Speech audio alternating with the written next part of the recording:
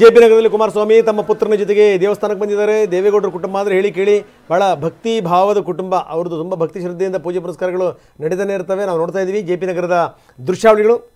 ಅಲ್ಲಿ ದೇವರ ಪೂಜೆಗೆ ಬಂದಿದ್ದಾರೆ ಅಪ್ಪ ಮಗ. ಈ ಬಾರಿ ಅಂದರೆ 2 ಬಾರಿಯ ಸೋಲಿದೆಯಲ್ಲ ಅದನ್ನು ಗೆಲುವಾಗಿ ಮಾರ್ಪಡಿಸಬೇಕು ಅನ್ನುವಂಥ ಮನೋಭಾವನೆ ಇವ್ರ ಕುಟುಂಬದಲ್ಲೂ ಇದೆ. ಇನ್ನೊಂದು ಕಡೆಗೆ ಯೋಗೀಶ್ವರದು ಕೂಡ 2 ಬಾರಿ ಸೋಲಾಗಿರುವಂಥದ್ದು. ಅವ್ರಿಗೂ ಕೂಡ ರಾಜಕೀಯವಾಗಿ ನಿಲ್ಲಬೇಕು ಅಂತಂತಂದರೆ ಅತಂತ್ರ ಆಗಬಾರದು. ಅಂದರೆ ಈ ಚುನಾವಣೆಯನ್ನು ಗೆಲ್ಲಲೇಬೇಕು. ಕುಮಾರಸ್ವಾಮಿ ನೇರವಾಗಿ ಅವ್ರನ್ನ ಮಾತಾಡಿಸ್ತಾ ಹೋಗ್ತೀನಿ ಸರ್. ಈಗ ಮತ ಎಣಿಕೆ ಆರಂಭವಾಗಿದೆ, ಏನು ಹೇಳ್ತೀರಿ ಸರ್? ಈಗ ತಾನೇ ಬಹುಶಃ ನಮಗೆ ಇರುವಂಥ ಮಾಹಿತಿ EVM ಬಾಕ್ಸ್ ಓಪನ್ ಆಗಿದೆ ಅಂತ ಕೇಳಿದ್ವಿ.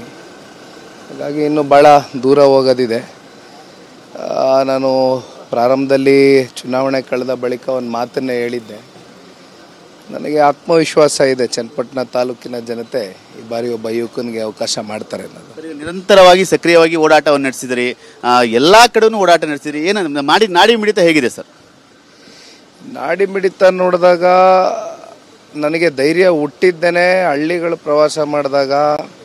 ಹಳ್ಳಿಯ ಏನು ನಮ್ಮ ತಾಯಂದಿರು, ಯುವಕರು, ಹಿರಿಯಕರು ಪ್ರತಿಯೊಂದು ವರ್ಗನೂ ಕೂಡ ಆ 18 ದಿನಗಳ ಕಾಲ ಚುನಾವಣಾ ಸಂದರ್ಭದಲ್ಲಿ ಅತ್ಯಂತ ಆತ್ಮವಿಶ್ವಾಸವನ್ನು ಮೂಡಿಸಿರ್ತಕ್ಕಂಥದ್ದೇ ಚನ್ನಪಟ್ಟಣ ತಾಲೂಕಿನ ಮತದಾರರು.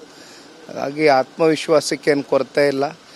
ಜನ ಈ ಬಾರಿ ಒಂದು ಅವಕಾಶ ಮಾಡ್ತಾರೆ ಅಂತಕ್ಕಂಥದ್ದು ನಂಬಿದ್ದೀನಿ. ಇಡೀ ಸರ್ಕಾರವೇ ನಿಖಿಲ್ ಕುಮಾರಸ್ವಾಮಿ ಅವರನ್ನ NDA ಅಭ್ಯರ್ಥಿನ ಸೋಲಿಸಬೇಕು ಅಂತ ನಿಂತಿತ್ತು.